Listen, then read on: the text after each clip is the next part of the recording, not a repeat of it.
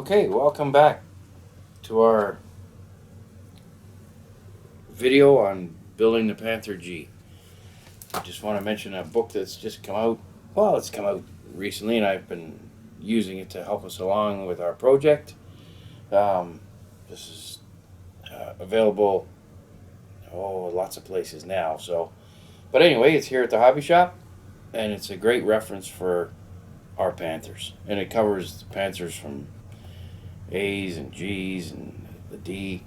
A great story about the beginning of the Panther, in 1942, all the way to the end of the war. So it's fantastic and great photographs never seen before, and color plates in the back, and it's just an excellent reference for building our Panthers. And you can use their references because they there's close-up shots of tools and scratching and all that sort of thing in the book. So obviously you can be reading this book and applying it to other tanks. So anyway, fantastic book. Put it on your shelf shortly. Great Valentine's Day gift from your sweetie.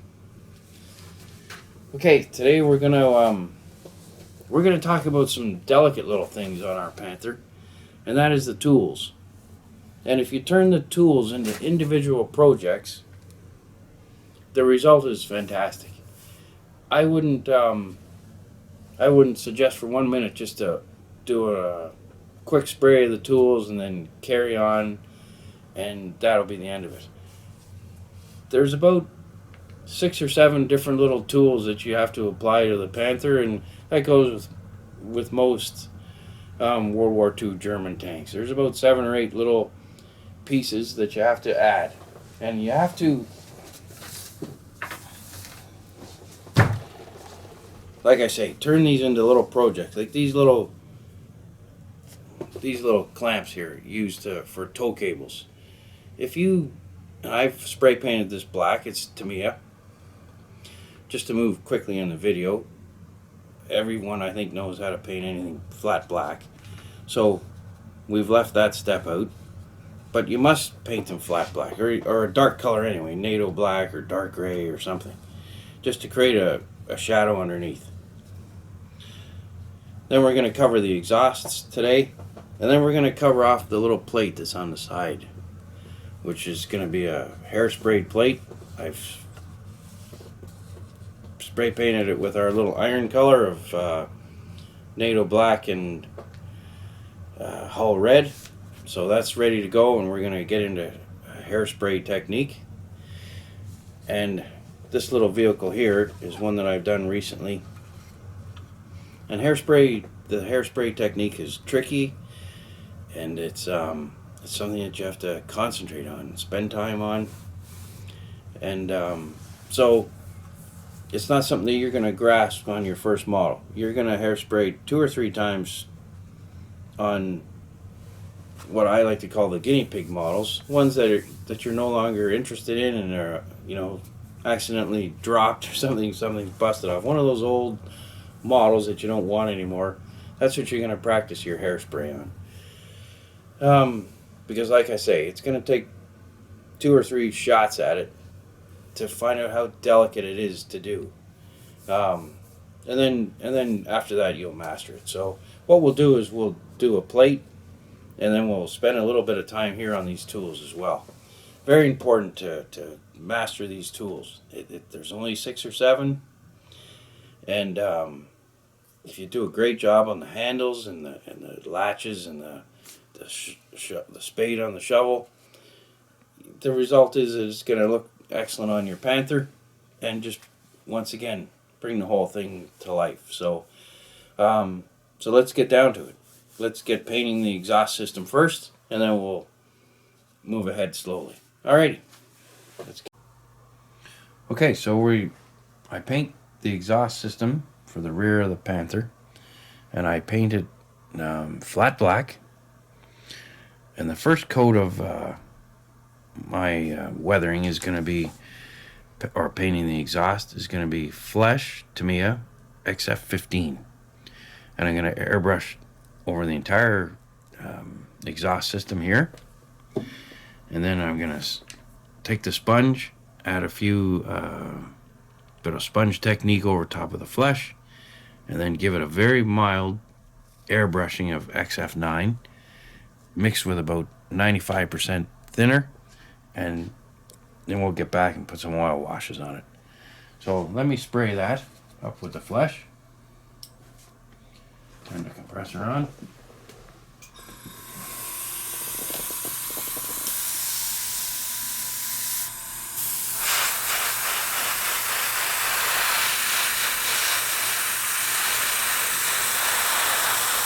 And the PSI I use is probably 17 or 18.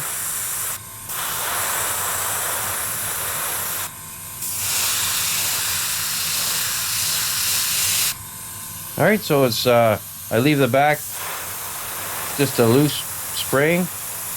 Don't get on too heavy. Paint mixture is about 70%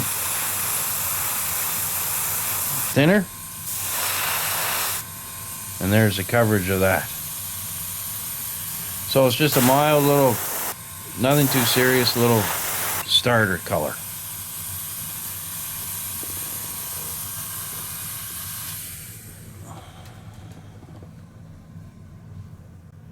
Okay, so now we're gonna just sponge some heavier exhaust markings in it. I just take XF9 and dabble it on.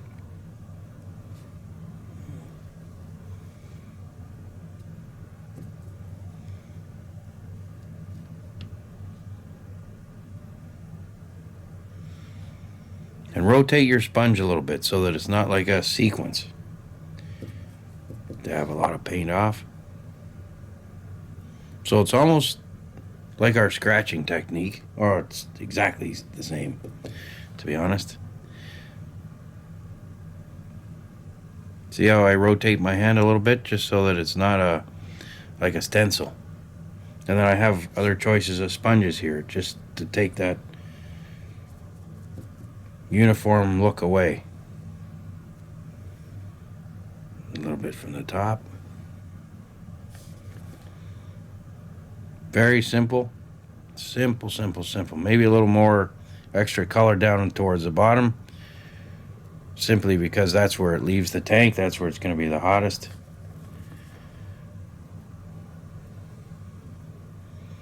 A little up at the top here.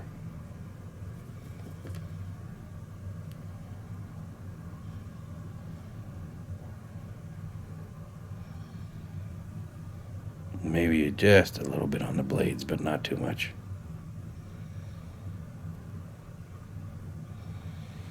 Alright, so we have a exhaust stack like so.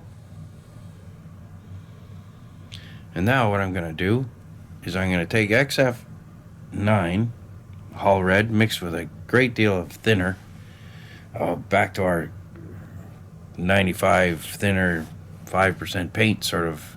And then I'm just going to airbrush it. And then that'll give us our coating.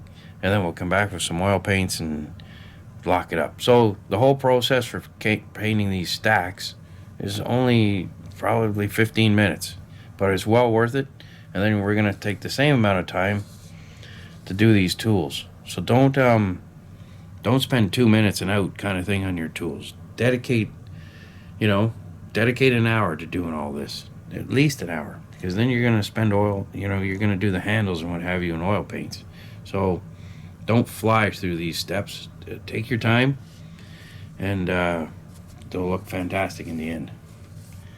All right, so let me mix the paint, and then we'll get on to spraying. Okay, so we're just about to paint the XF9. And as you can see, there's a little bit of black here that I've left. That's just going to be the shadow against the rear of the tank and the back of the... Plus, too, these exhaust systems would have a little bit of soot come down on them, too. Every time they fire it up in the morning and all that sort of stuff. So, to have a little bit of black on it is not the end of the world. But I've noticed in our book, after studying, there's not tons of black. Don't overdo it. Get out your reference books and study exhaust systems And you'll see, for instance, this Panther right on the front cover, right in here. There's no black. There's not tons of black soot and jet black colors in here. So stay away from it.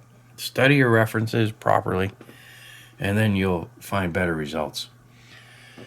So I'm just going to put on the XF9. Now there's a little bit of residue in our airbrush of X15 flesh too. So I would say that the mixture is maybe a 5% flesh on top of the XF9. So if you don't clean out your airbrush and your cup from switching from this to the XF9, just leave that residue in the cup, and that'll be enough mixed with the XF9 to give you this nice color.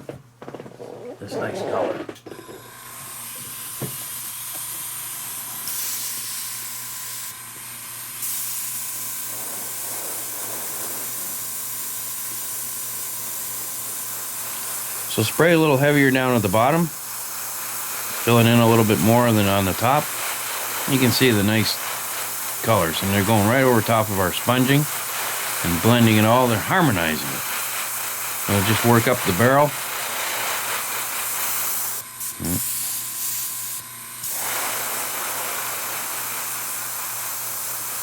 And I'm about 3 inches away.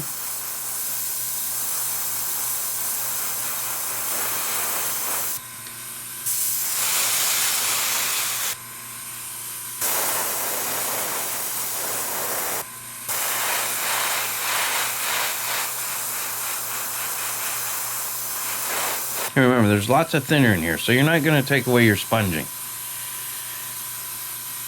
And there she is. Now, let me just shut off the compressor. I haven't painted this one. It's still in the bare plastic. I'm going to paint it black shortly and go through the same process. But if my mixture is not exactly the same, I'm not going to worry in the least. I'm sure that at times, like similar to the back of 132 here, you'd have a situation where one exhaust could be damaged in combat, and they're going to have to go back to the depot.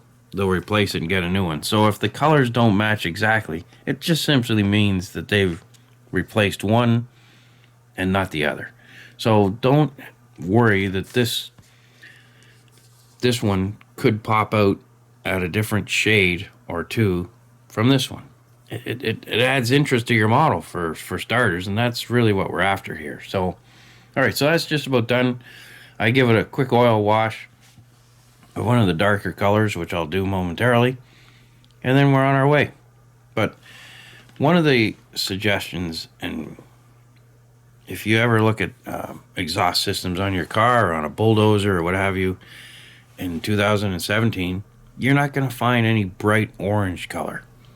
So stay away from the bright orange colors. They just don't lend themselves to what we're doing here. Not only that, but see the similar stripe on our Panther here? If you put that up against it, there's a harmonizing there. It'll read properly with your eye. If this thing was sitting here in bright orange, it would zap you. Every time you looked at your Panther, the first thing your eye would hit would be the exhaust system, and you don't want that going on. You want it to be an overall connection. So don't stay away from that bright orange type of colors. All right, I'm gonna let that sit for a few minutes before I put the oil wash on. Okay, so now we're just gonna put a little oil wash on it, and the product I use is up along raw umber. It's number 007. There it is there. Raw umber. And use it with a thinner. Now I put it on a piece of card like so that the linseed will flush out. It'll seep into the cardboard. And then I'm dealing with strictly paint. It'll dry faster and it'll be flatter. So it's been sitting here for about 20 minutes and it's ready to make my wash. And I'll just flood this whole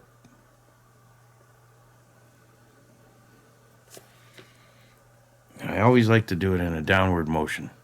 Just sort of in the direction of rain, I guess. But most things, for obvious reasons, flow like they do downwards. So I'm just adding those little streaks on there.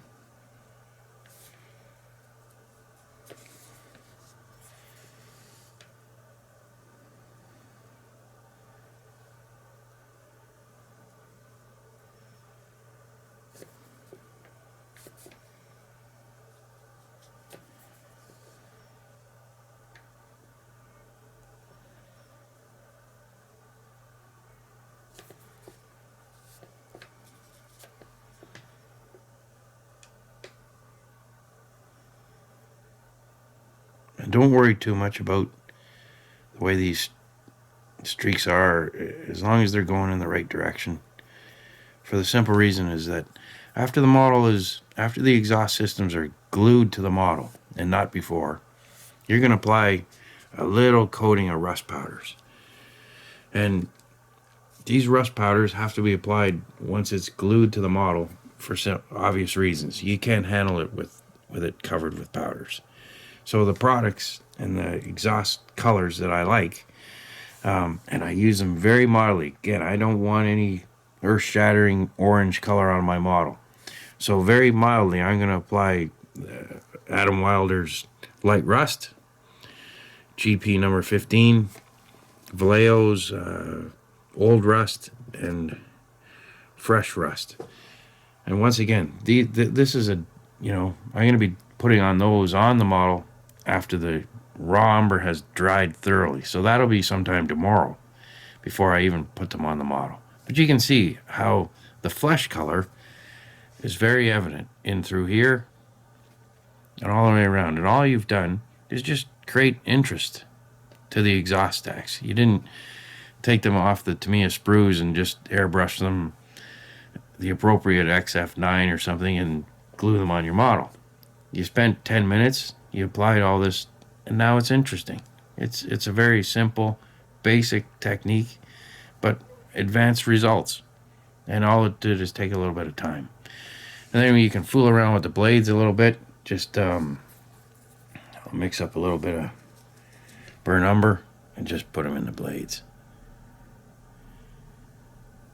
And you can't even see them really. But once you apply a little bit of this powder effect, you'll see how they'll just pop a little bit. But don't make them shine, whatever you do. And then on certain exhaust systems, a very mild overspray of blue, a dark blue. Again, a nice little effect on exhaust systems. But you're going to fool around with it, and you're going to get your own color schemes and your own patterns to do it. And there you are, one exhaust stack. Total time of painting, less than 15 minutes. But certainly an interesting little piece to your model. And then what you do is just dedicate all your tools and all your little add-ons. And then pretty soon, everybody's looking at your model. It's got 10 little projects built in your one model. So by spending 15 minutes here and 15 minutes there, before you know it, your model's full of these little things, interest, stories, and that's what you want to do. Create a little bit of character in your model. So we'll just let that stand in our little stand to dry, because the raw umber will take a little bit to dry, and we'll leave it as is. And then we're going to move on to the tools. So I'm going to fire up the airbrush again with the appropriate color, and in this case XF60 mixed with a little bit of X2, a little bit of white. And again, just to change the color on the front of your tank. And here's the piece right here that we're going to build. And again, 15 minutes of painting, and suddenly you have another little interest sake on the side of your tank. So let's go through that process. I'll mix the paint, and we'll be back with you in a minute. Mix the paint, XF60 plus X2.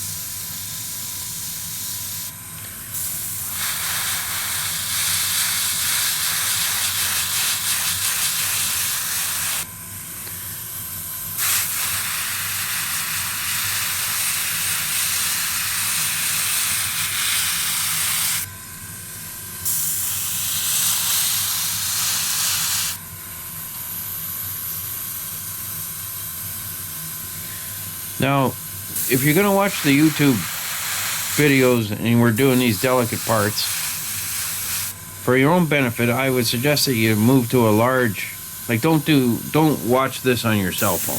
It isn't going to work. You're going to have to watch this on a larger screen of some sort. Because it just won't pick up on a cell phone. There's no way that you can study the delicate parts of what we've just done on your cell. Now we've covered scratching, so this part of it is going to be quite simple.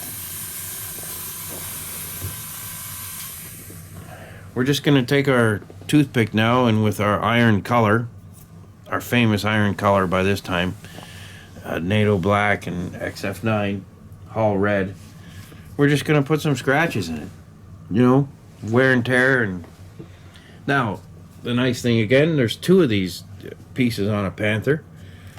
You can bash one as if it's been used every minute of the day, and then the other one a little less delicate, you know. Don't hammer it so much as if it's been bored off a broken down tank or you know, acquired, you know. There's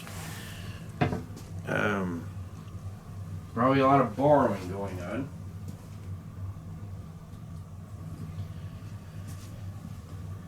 So we'll just get our iron color out and a nice sharp toothpick, and away we go. We're going to need a little bit of black.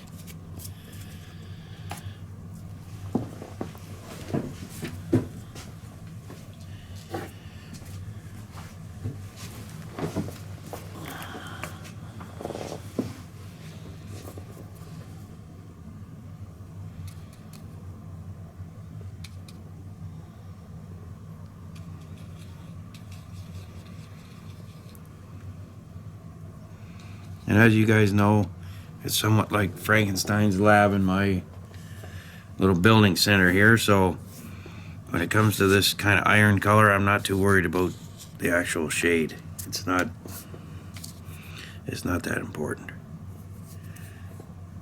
Take the sharp end of the toothpick and then just start picking away.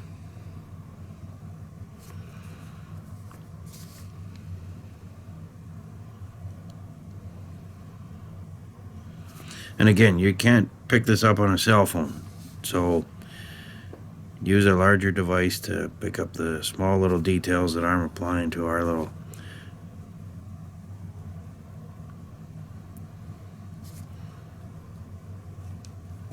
and you can maybe do this with a number 10 paintbrush, but I've always preferred to do it with a toothpick. I just find that paintbrushes, for obvious reasons, hold a lot of paint, too much paint for the delicate work. So, and I'm just randomly putting scratches in our little piece here.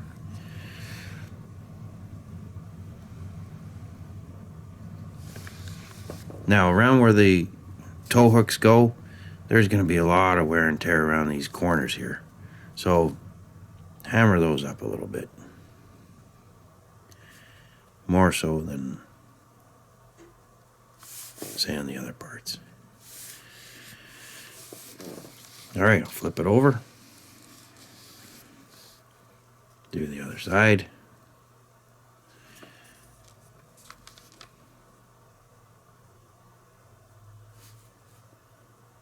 And then, obviously, you have to picture the chains and the toe hooks going around. You know, where are they going to bang and where are they going to smash? And is a German crewman going to drop it 3 or 4 times because it weighs, you know, 50 pounds and all that sort of stuff. So take all these things into, and you don't have to like I say, sometimes these probably went, you know, a stretch without being used. So you might have some brand new ones on the deck of your tank, but it's just more interesting if you scratch the devil out of them.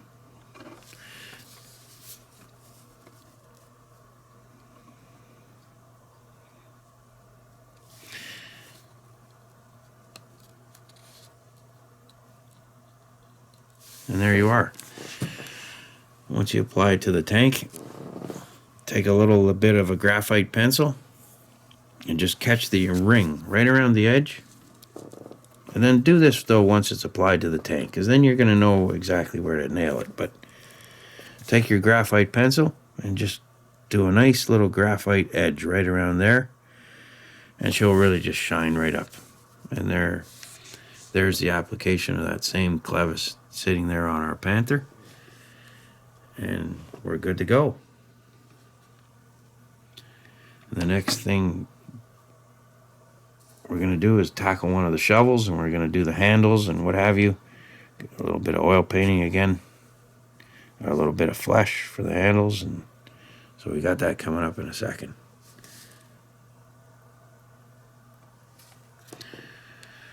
Alrighty, there's our little Clevis for our tank.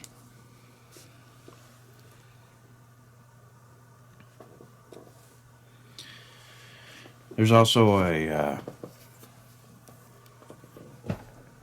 fire extinguisher on the Panther, and most tanks of the German Army, actually most tanks, you know, in World War II. So take and turn your fire extinguisher into a little bit of a project. And now Archer, for the last 5 or 6 years, or maybe longer, they've got a great decal to go on top of German armor fire extinguisher. So get a hold of Archer or your local hobby shop or Hornet Hobbies. Get the little sheet of decal. I forget the Archer product number, but you can apply a little bit of a rub-on onto your fire extinguishers. Again, it's making a little more color, a little more interest on your model. And on our Panther, as you just saw, the fire extinguisher is a different color than the Clevis, on purpose. So change up the colors a little bit, and it just, once again, adds more interest to your model. Alright, I'll prepare to paint the shovel.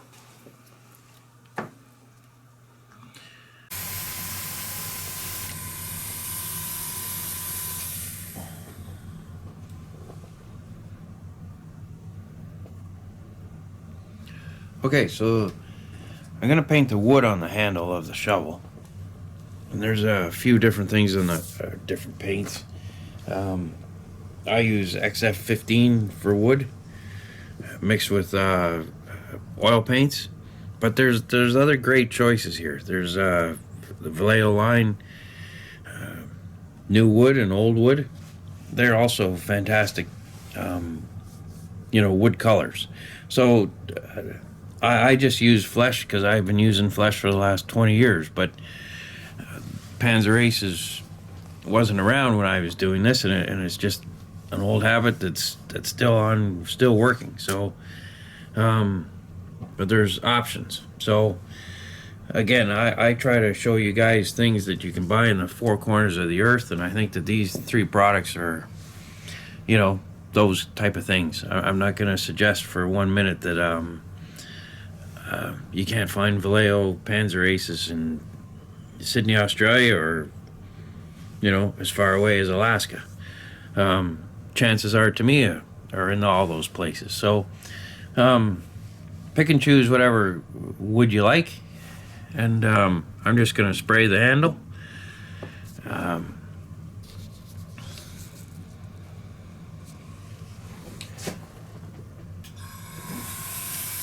So I have XF15. I have Tamiya paints mixed with our thinner.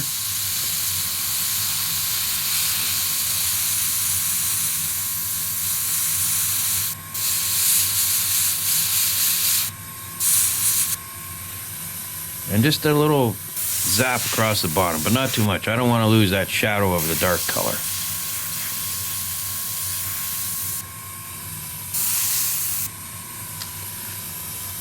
So there it is there. The result's going to be the following. I've done this shovel, finished it up.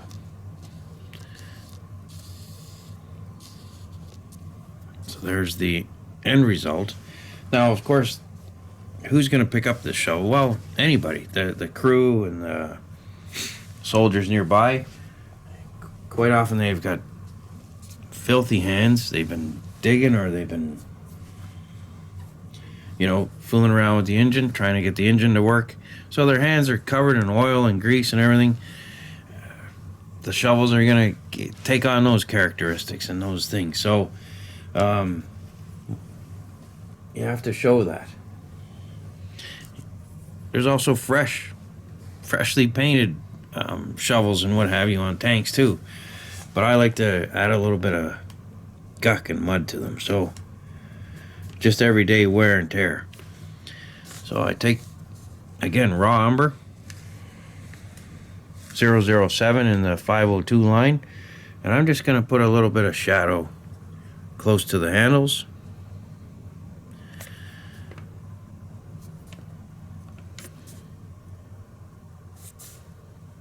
And again, you're not going to be able to pick this up on a small device, but if you switch to your larger one, you'll be able to pick up these fine details in your machine. And I just start from I stay away from the middle in general, just because that's where the man's hands are going to be, and his hands are going to actually collect some of this dirt.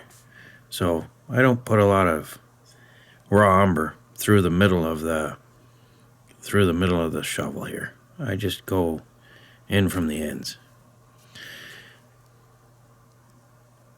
And you can get wood grain. If you've got a fine enough hand, you can get the wood grain going on here, what have you. I'm a little bit past that now, so I'm not worried about the wood grain, but certainly the younger guys can do it.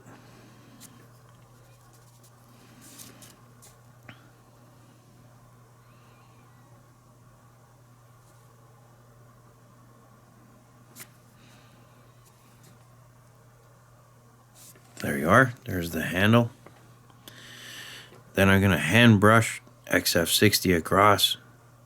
That'll be your Clevis. And then I'll get working on the spade. So I'll just get XF60 out.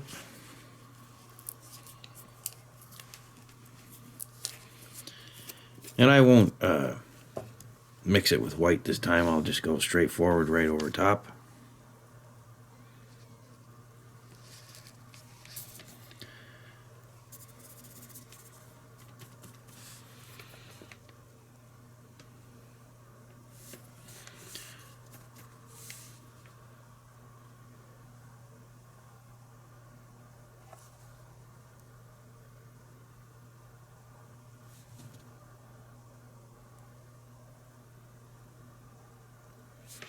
And that's all I have to do. Now you can get tricky with this. You can add a little bit of white with it and catch the highlight part of the handle. You might want to wait till it's on the shovel and then just touch it up a little bit on the... Now as far as the actual Clevis goes, Aber make photo etch. You can sand these off and make photo etch ones. They look excellent. I always admire the guys that are doing that kind of stuff. Great stuff to do. Now, there's also a strap that goes across to hold the shovel down, but right now it's got wet oil paints on it, so I'm not gonna touch up the strap yet. I'm gonna wait till the oil paints sink in a little bit. Maybe in about 15 minutes I'll get back to that. But you're gonna paint the spade a gray color. Just look at the shovel that's sitting in your garage and copy what you see there. Once again, the German army, they didn't take the tools off and spare wheels off when they went to overspray these shovels and what have you. And if they had green in their airbrushes back in the 1940s, everything on the tank became green. If you do that in your model, it's going to look terrible. So spend some time and do the tools the way you and I imagine them, say in our garage or, in the back of a pickup truck. Don't do them like they were in the 1940s. Because like I say, the Canadian Army today or the American Army, everything is green or, yellow, and it's boring. So jazz them up a little bit. Okay, so I've painted this spade with a little bit of German 63 mixed with a little bit of flesh. Gives you sort of that dirty, steely kind of look. And then I'm just going to paint the strap that holds it to the tank.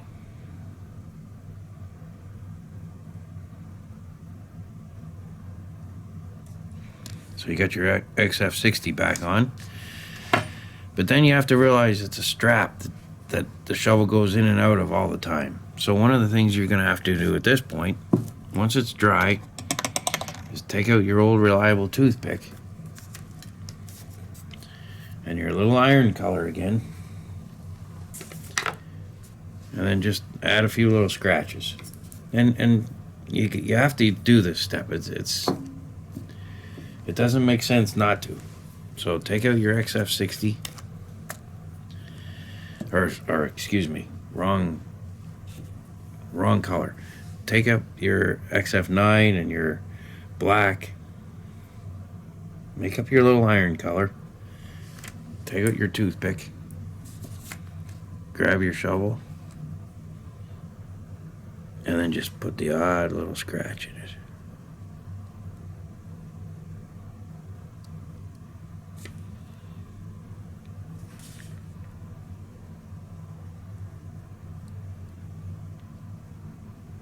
And again, you were doing this for obvious reasons. This shovel goes in and out daily out of the rack, so we have to show, you know, I mean, all you have to do is put a few little dots in there and you're good to go.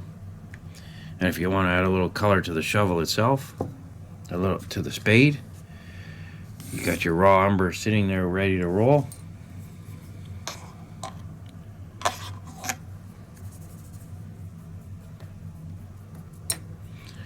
Take your raw umber,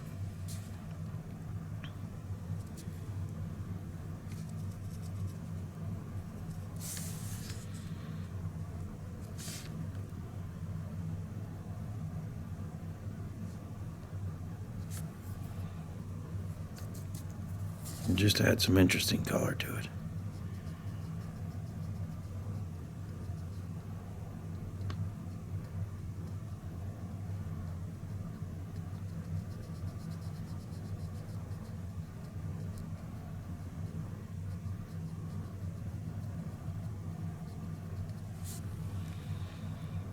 And again, you may add a little bit of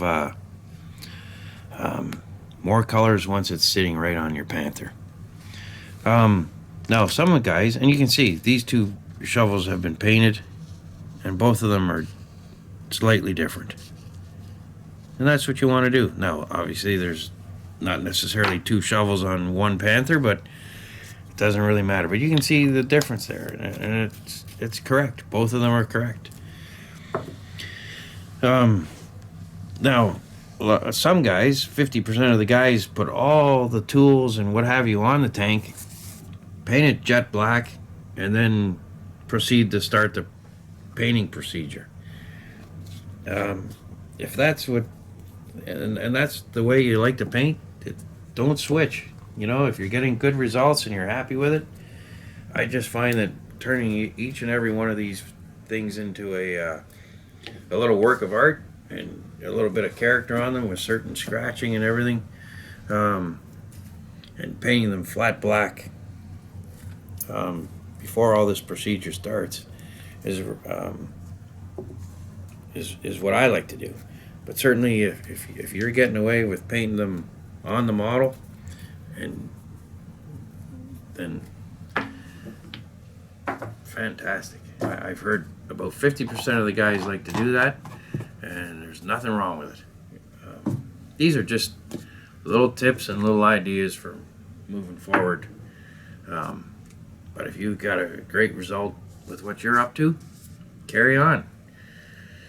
Now, one of the things we're going to obviously do, such as in 132 here, is he's got a protective plate on the side of his tank from another Panther, from a Panther gone by. So what I'm going to do is I'm going to do the same thing on 813. I've got a few plates. I painted them the iron color, and then what I'm going to do is put hairspray over top of that, paint them with the yellow, and start scratching it off. So I'm going to go through that process now. I'm just going to give it a little zap of hairspray and then get on with painting those. So, and again, these little projects take 5 or 6 minutes, but the result, and they're simple little techniques, but the result is excellent. So let's go through that procedure. And then we're just about finished 813. So we're going to put them on some groundwork, which is upcoming, an upcoming episode. And it's going to be fantastic. We'll put it in a little setting. So that's all to come. So we'll start with the hairspray. And just give me a minute to set up that. And I'll see you in a minute. Okay, so on the side of most Panthers, there's these armored plates, and we'll add one of those. We'll hairspray it. One of the things in the kit, the Tamiya kit, they make some armor plating, and these are fine. They're a little bit thick though for our needs, but you can use them.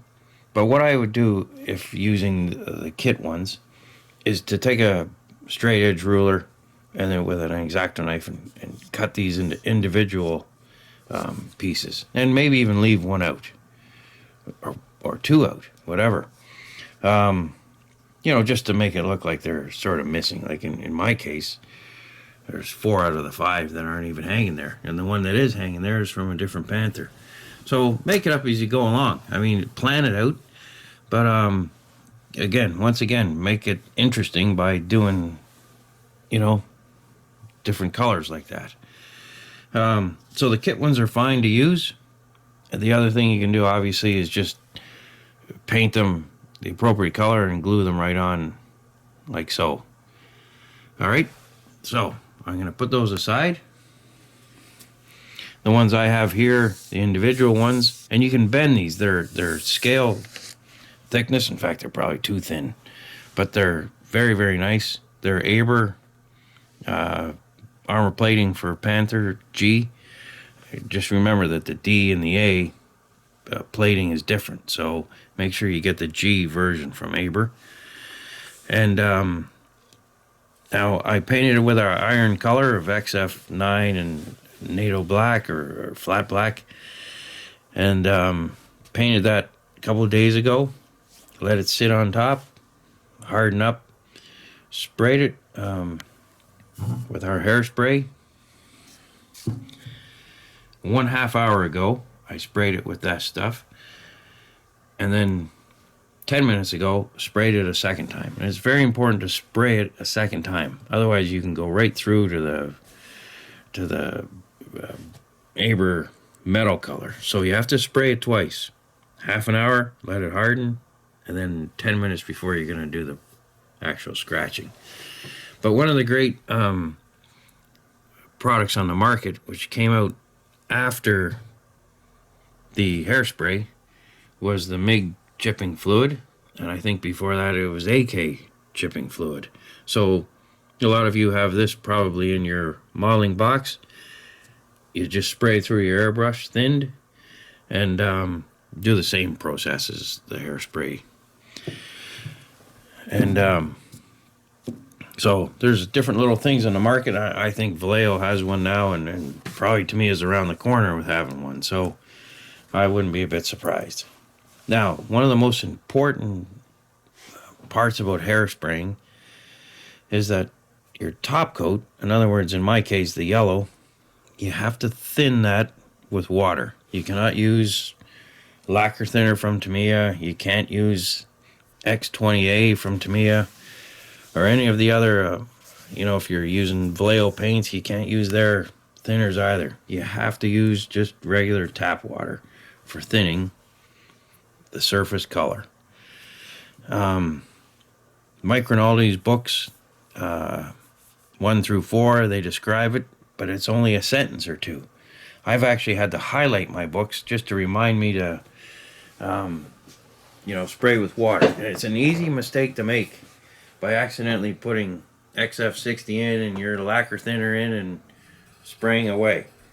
It's commonly done, and it's just a nightmare to sit here and try and scratch it off. And we've all accidentally done it. We've all, accidentally used thinner instead of water and had to go back to the drawing board. So don't worry about it. We're all going to do it. So I've done some water. I'll just put a little bit of water in. And this mixture is about 50-50. If you go milder than that, my typical 70-30 thinner, it comes up off the model a little too easy. Now, one of the models I've recently done is this 223 from Tamiya. And I have this here in the store just to show customers the way to do it. It's done very mildly on this tank. It's an African setting, so it lends itself to this sort of thing. But most importantly is you have to know you can't hairspray for the sake of hairspraying, because everybody at your local hobby shop is hairspraying models that week. That doesn't mean jump on board and just hairspray where you want. You have to turn yourself into a 35th scale soldier or crewman and walk yourself through where scratching might appear. In other words, where they put their boots and where they hang equipment and that sort of stuff. Just don't go willy-nilly scratching your model because everybody else in the club is scratching their model with hairspray. That's not how it works. You gotta follow a pattern of a man walking on your tank, or in this case, battle damage caused by explosions nearby and bricks and gravel being thrown at your tank. You have to follow somewhat of a pattern. All right, so we've got our plate. It's been hairsprayed half an hour ago, and then hairsprayed a second time about 12 minutes ago. So now we're gonna paint it. We've got our tap water here, XF60.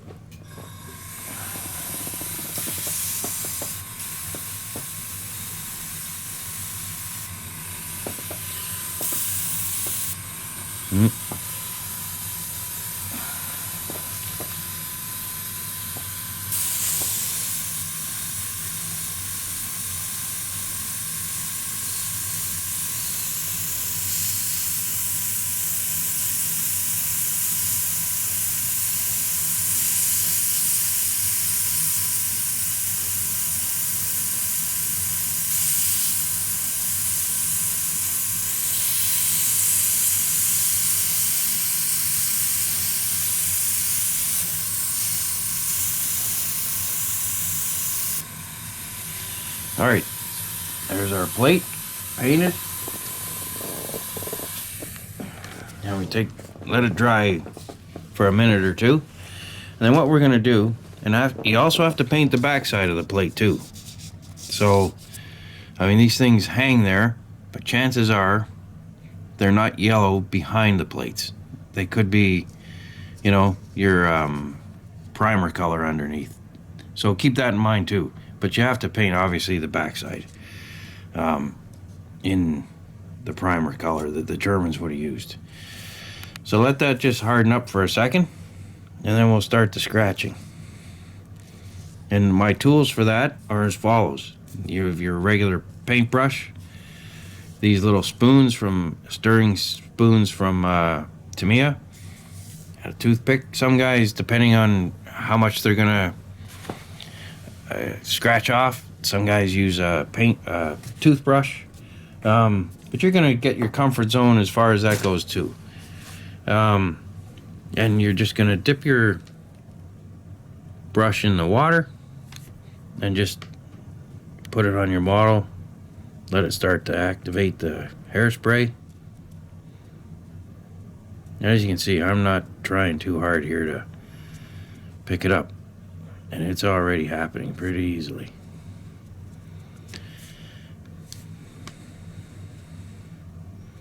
So around the little hold-on holes, you're definitely going to have to scratch it up in there. Look at how easy it comes off.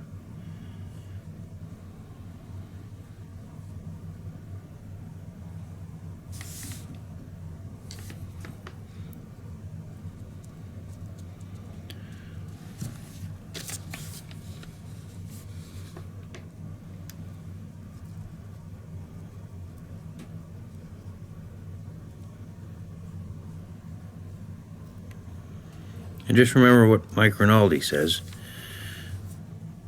No scratch is too small.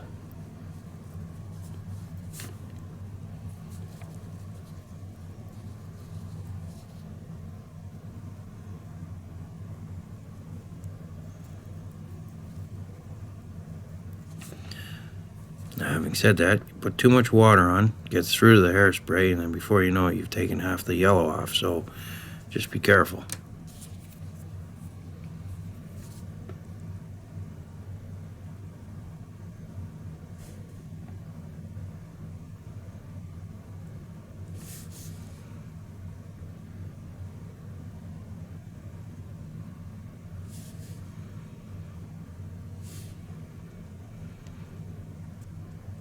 Now again, these plates probably don't go on and off the tank, so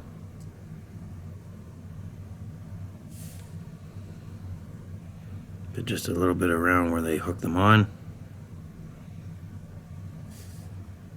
and that's just about it for the scratching.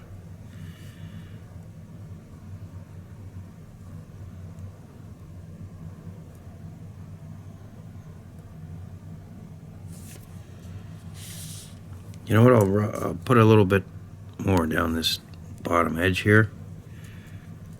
This is where little stones and pebbles will leap up off the track.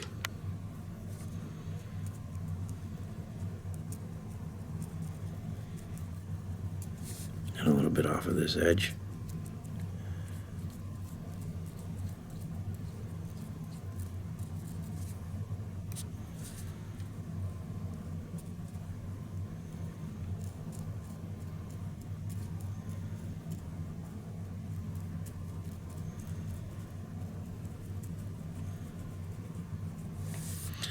And there she is. Now, one of the things that Michael Rinaldi can do that I can't do is he layers it. Like he'll suddenly put green on here and a maybe red, German red color, and then start scratching that too. I do that a little differently. I know what my primer color is, and it's been our primer color since our whole project started. So what I'm going to do is I'm going to paint a little bit of camouflage over top of what I've just done with the green paint, and then I'm going to weather that just with my sponge with a few little scratches, no different than when I painted this shovel or the little piece for the tow cables. And I'm just going to scratch my green with a different application, no hairspray whatsoever. So let just dry for a second. I'll put a little bit of green on here, and then we'll weather that on top. And then what happens is you put your oil paints on, give it a nice wash, make sure you stay in the direction of rain when you put your oil paints on, and then we'll just make it a little more interesting than just a flat green armor plate. So let me go and mix the colors. I'll put a little bit of green in, and then we'll sponge it, and we'll be done. Put a little bit of oil paints on, and she'll sing. So there you are. There's a quick version of a plate and some scratching. Okay, so I'm just gonna put a little bit of a camouflage across here, just something simple.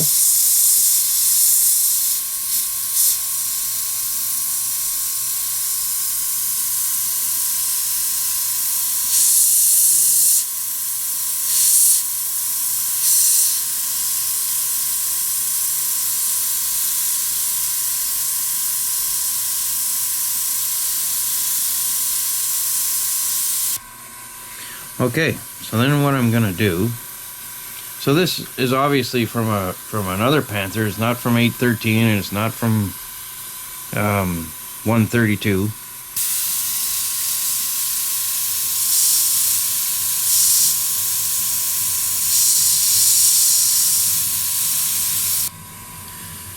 And it's not really important which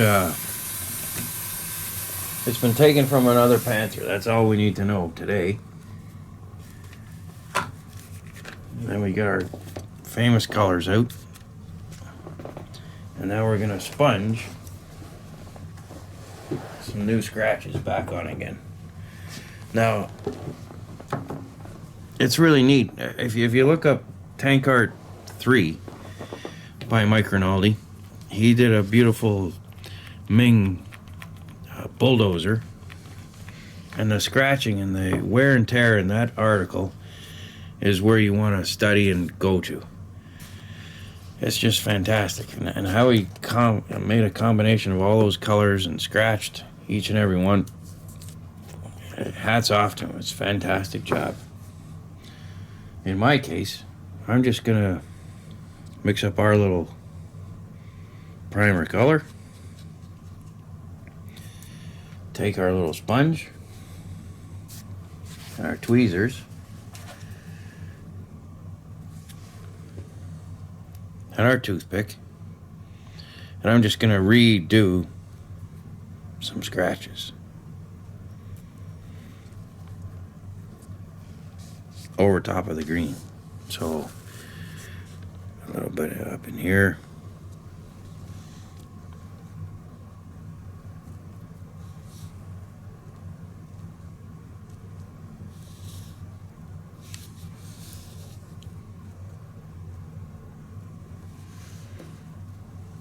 Maybe once more. Maybe up here in the top.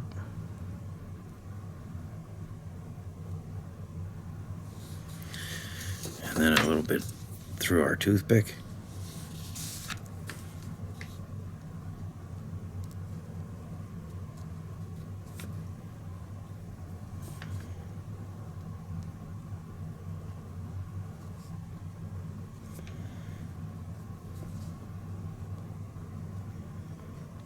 And extend some back onto our yellow a little bit. And that's my form of layering for a green camouflage over top of a yellow. How Mike does it is terrific, and you guys probably have your quick ways of doing it as well. I just find that doing that's just adequate enough for. I mean, this is a steel plate off a tiger or a Panther tank that they found in the woods. It's not a big concern. Then we're going to take our oil paints and we're going to give the whole thing a nice little wash.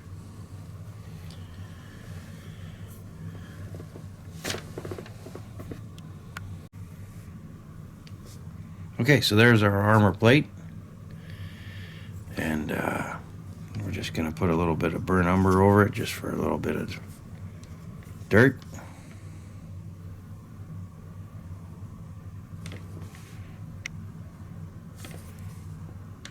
And remember, you have to know which area is the top on the plate. So remember that these little square little holes are the top.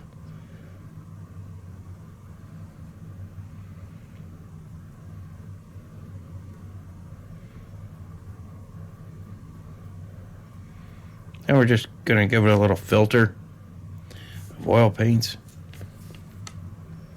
little bit of muck, slime, and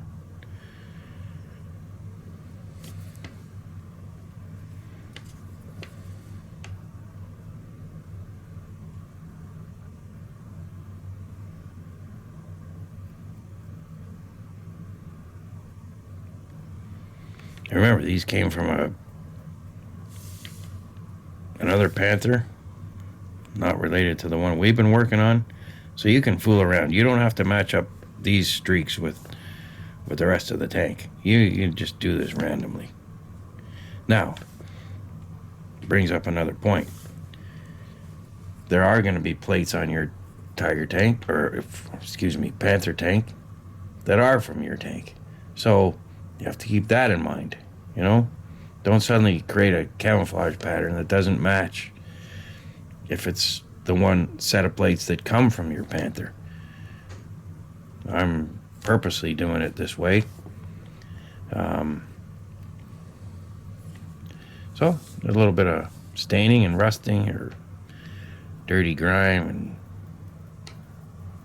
go across the back here.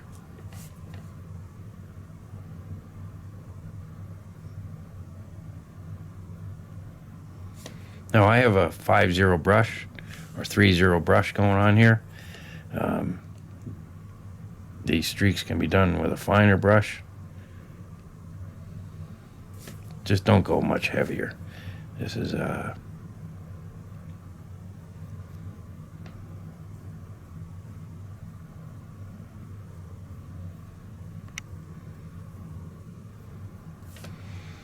then once you're done with that, you can take the proper instructions for mounting it, and you can see it's going to fit nice on our 813 tank, or our one that we've got here. So there it is, sitting on the tank. So it looks great. So there's all those little things. Once again, it creates a little bit of character, and it's an interesting panel. You can easily see that it's not from this particular tank. It's from another tank altogether. And so, and how long did it really take us? It took us maximum painting time of all of about 15 minutes. So all these little things add up to something you're going to be very pleased with in your own cabinet at home. So keep going on it. And now what we're going to do is we're going to talk about the base that our Panther and our thing is number 813 is going to be mounted on. It's not going to be mounted on a black thing of this sort. It's going to be actually on a piece of groundwork with some bricks and what have you. So we're going to get into talking about that.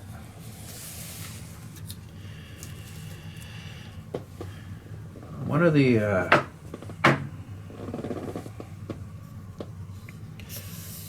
the things necessary is to go get yourself either at IKEA or Walmart. Go to the scratch and dent stuff, or go into the place. They're not expensive, these frames, but they're just picture frames, simple picture frames. I've reinforced it with balsa wood strapping, and added the styrofoam insulation to it. And you have to cut out these little corners. It's important to cut those out because you're going to put some styrene all the way around in the end. Once you get your contours of your landscape, you're going to need to put some plastic, 30 thou or 40 thou plastic around your frame. And in the center here, you have to put another piece of balsa wood, a 1/4 inch square balsa wood, so you have something to glue the plastic to. So create your little similar scene like so, and then we're gonna put on Barbakan's landscaping. He's got a whole series of fantastic roads. He's got wall sets, and these are available here in Canada through Hornet Hobbies. He's got brick sets as well, and of course the famous one, he's got a tram track running through a set, and these are perfect. I mean, Panther will fit perfect on something like this. It's a fantastic way of displaying your model. So coming up in our next video is going to be the this series right here, or this stretch of road by Barbakan, and this road here is going to be sitting like that. I'm going to cut it to shape, get some sidewalks and some broken down walls, and then I'm going to lay our Panther that we're working on something similar like that. So all that's to come in the next upcoming videos, and we look forward to speaking to you then. Take care. Thank you.